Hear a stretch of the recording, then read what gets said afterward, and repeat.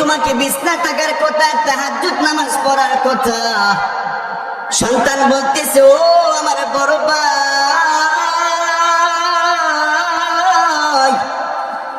যেই মা আমাদেরকে আদর যত্ন করছে, যেই মা আমাদেরকে লেখাপড়া শেখাইতে যাইয়া অন্যের বাড়িতে তিনি দিন মজুরে কাজ করছেন, মেহনত করছেন, শ্রম দিয়েছেন, বান্দির মতন তিনি মেহনত করেছেন।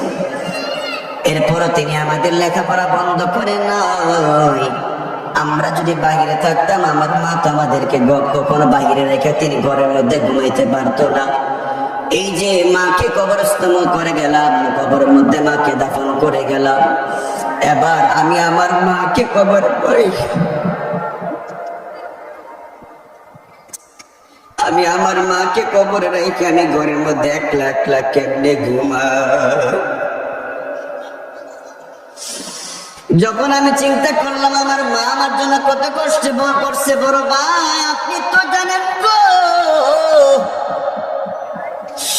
আমরাও তো বুঝে হওয়ার পরে দেখছি আমার এই যে মাত্র পাতলা হিনহিনে কাপড় দিয়া তিনার শরীরটাকে আবৃত কইরা যে আমরা মাটির মধ্যে শোয়াইয়া দিলাম, আর আমি আপনি যে লেপ এবং তুষকের মধ্যে ঘুমাইয়া রইলাম, কত আরামে আমরা ঘুমাইয়া রইছি।